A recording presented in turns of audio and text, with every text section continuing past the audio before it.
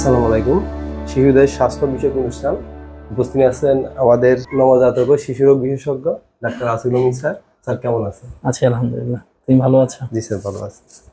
বাচ্চাদের মুখে ঘা হয় কেন স্যার? আচ্ছা, বাচ্চাদের মুখে ঘা হওয়া খুব একটা কমন একটি সমস্যা। আমরা বেশিরভাগ ক্ষেত্রে দেখা যায় যে বাচ্চাদের মুখে ঘা পাই বেশ কিছু রোগের কারণে বাচ্চাদের মুখে ঘা হতে পারে। খুব কমনলি বাচ্চাদের মুখে ঘা হয় হচ্ছে ফাঙ্গাসের আক্রমণ কারণে। ফাঙ্গাসের আক্রমণের পাশাপাশি ভাইরাসের আক্রমণও বাচ্চাদের মুখে ঘা হতে পারে, যেমন হার্পিটিক জিনজিওস্টোমাটাইটিসের কারণেও বাচ্চাদের মুখে ঘা হতে পারে। পাশাপাশি আমরা এখন হ্যান্ড ফুট মাউথ ডিজিজেও আমরা বাচ্চাদের মুখে ঘা পাই। এবং দেখা যায় আমরা যদি কোনো কারণে দীর্ঘদিন ধরে কোনো যদি ড্রাগ ইউজ করি, বিশেষ করে স্টেরয়েড জাতীয় কোনো ওষুধ যদি আমরা ইউজ করে থাকি, সেক্ষেত্রে আমরা বাচ্চাদের মুখে ঘা পেতে পারি। আসলে বাচ্চাদের মুখে ঘার মূল কারণ হচ্ছে ফাঙ্গাসের আক্রমণ, যেটাকে আমরা মেডিকেল ভাষায় বলে থাকি হচ্ছে ওরাল ক্যান্ডিডিয়াসিস। তো এই কারণগুলোতেই আমরা খুব বেশি বাচ্চাদের মুখে ঘা পেয়ে থাকি। তাছাড়া কোনো কারণে যদি বাচ্চা অপুষ্টিতে ভুগে থাকে অথবা ম্যালনিউট্রিশনে থাকে, সেক্ষেত্রেও বাচ্চাদের মুখে ঘা হতে পারে। তাছাড়া বাচ্চার রক্ত শূন্যতা যদি থাকে, সেক্ষেত্রেও বাচ্চাদের মুখে ঘা হতে পারে। এই সমস্যাগুলো স্যার চিকিৎসা কি? ধন্যবাদ। আসলে আমাদেরকে কারণটা আইডেন্টিফাই করতে হবে, বাচ্চাদের মুখে ঘাটা কেন হয়েছে। যদি কোনো কারণে দীর্ঘদিন অ্যান্টিবায়োটিক খাওয়ানোর কারণে যদি বাচ্চার মুখে ঘা হয়ে থাকে, তাহলে সেটা বন্ধ রাখতে হবে এবং বাচ্চার রোগ প্রতিরোধ ক্ষমতা বাড়ানোর জন্য, প্লাস বাচ্চার এই যে দীর্ঘদিন অ্যান্টিবায়োটিকের কারণে যে তার শরীরের যে রোগ প্রতিরোধ ক্ষমতা কমে গিয়েছে, অথবা তার নর্মাল ফ্লোরা বা মুখের ভিতরে যে ফাঙ্গাসগুলো আছে সেগুলো যে ঘা করছে, সেগুলোকে আমাদেরকে প্রতিহত করতে হবে। সেই ওষুধগুলো বন্ধ রাখতে হবে। যদি স্টেরয়েড দিয়ে থাকে, বিশেষ করে নেবুলাইজেশন করা অথবা ইনহেলার ব্যবহার করার জন্য হয়ে থাকে, সেগুলো বন্ধ করতে হবে।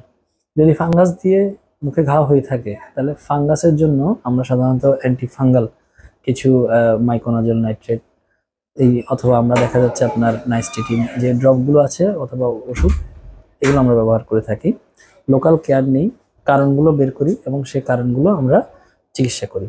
তার পাশাপাশি যদি কোনো ভাইরাস দিয়ে যদি বাচ্চার মুখে ঘা হয়ে থাকে, যেমন হার্পিটিক জিনজিওস্টোমাটাইটিস অথবা হ্যান্ড ফুট মাউথ ডিজিজ, এসব ক্ষেত্রে বিশেষে আমরা অ্যান্টিভাইরাল ব্যবহার করতে পারি। কিভাবে আমরা স্যার এটা প্রতিরোধ করতে পারি? বাচ্চাদের মুখে ঘা হওয়ার জন্য যে সকল জিনিসগুলো দায়ী, সেগুলোকেই আমাদেরকে প্রতিহত করতে হবে। যেমন কোনো বাচ্চার যদি মুখের ঘা কোনো দীর্ঘদিন অ্যান্টিবায়োটিক খাওয়ার কারণে হয়ে থাকে, সেক্ষেত্রে সে অ্যান্টিবায়োটিক অথবা সেই অ্যান্টিবায়োটিক আদৌ প্রয়োজন আছে কিনা, অথবা জুডিশিয়াল মানে প্রয়োজন বোধে অ্যান্টিবায়োটিকটা ইউজ করা। দীর্ঘদিনের জন্য যদি অ্যান্টিবায়োটিক ইউজ করা হয়, সাথে অনেক বাচ্চাকে মুখের ঘা সহ ডায়রিয়া, দীর্ঘমেয়াদী ডায়রিয়া প্রিভেন্ট করার জন্য সাথে প্রোবায়োটিক্স ব্যবহার করা যেতে পারে। ফাঙ্গাস যদি আক্রমণ করে থাকে, সেক্ষেত্রে আমরা অ্যান্টিফাঙ্গাল দিব। পাশাপাশি ওরাল ক্যাভিটি বা মুখের যে ভিতরটা, সেটাকে পরিষ্কার রাখাটা আমাদেরকে প্রথম একটা চ্যালেঞ্জ। যে সকল বাচ্চার দাঁত উঠেছে, যে সকল বাচ্চাকে ব্রাশ করানো যায়, তাদেরকে 2 বেলা ব্রাশ করতে হবে। ব্রাশ করার সময় দাঁতের মাড়ি এবং দাঁতের পাশাপাশি জিহ্বা সহ এই এরিয়াগুলোকেও ব্রাশ করে পরিষ্কার রাখতে হবে। খাওয়ার পরে কুলি করার একটা অভ্যাস, যে সকল বাচ্চা কুলি করতে পারে, সেই অভ্যাসটা আমাদের গড়ে তুলতে হবে। তাতে বাচ্চার মুখের ঘাটা অনেকটুকু প্রতিহত করা সম্ভব হয়। এবং যদি মুখে ঘা হয়েই যায়, সেক্ষেত্রে দ্রুত চিকিৎসা গ্রহণ করতে হবে, সেভাবে আমরা প্রতিহত করতে পারি। আর যদি কোনো বাচ্চার অপুষ্টি থাকে, সেই অপুষ্টিটাকে আমাদেরকে কারেকশন করে আনতে হবে। স্যার বারবার বাচ্চাদের মুখে ঘা হয় কেন?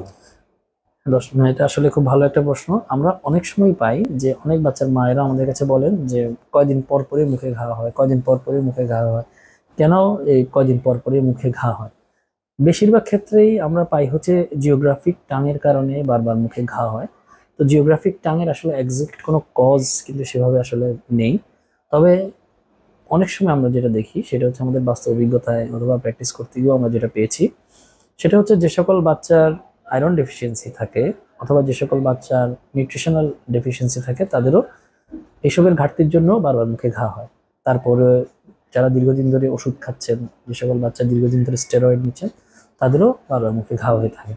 এক্ষেত্রে ওষুধ যেমন দায়ী, নিউট্রিশন যেমন দায়ী, তেমনি মুখের ভিতরে যে পরিষ্কার পরিচ্ছন্নতা যেটা, সেটা ঠিকমতো মেনটেন না করতে পারলেও মুখে ঘা হতে পারে। বাচ্চাদের মুখে বারবার ঘা হলে তার প্রতিরোধ কি? ধন্যবাদ। আসলে এই সমস্যাটা যারা ফেস করেন প্রায় বলেন যে বারবার মুখে ঘার জন্য বাচ্চা খেতে পারছে না, কিছু খাবার দিলে সে ঝাল ফেলে দিচ্ছে। তো এসব ক্ষেত্রে আমাদেরকে আগে জিওগ্রাফিক টাং আছে কিনা এটা আমাদের দেখতে হবে। জিওগ্রাফিক টাং আসলে যাতে বয়স বাড়তে বাড়তে একসময় পরিমাণটা কমে যায়, মুখে ঘা হওয়ার মাত্রাটাও কমে যায়। জিওগ্রাফিক টাঙে দেখা যায় যে জিহ্বাটা কয়দিন পর পরই ক্ষত হয় এবং দেখতে মনে হবে যেন বিশ্বের মানচিত্রের মতো বিভিন্ন জায়গায় জিহ্বার খন্ড খন্ড হয়ে ক্ষত হয়। বয়স বাড়তে বাড়তে বেশিরভাগই ভালো হয়ে যায়। আর যদি কোনো বাচ্চা যদি স্টেরয়েড দীর্ঘদিন নিয়ে থাকে তাহলে অবশ্যই ওরাল ক্যাভিটির হাইজিন অথবা পরিষ্কার পরিচ্ছন্নতাটা খুব মেনটেন করতে হবে।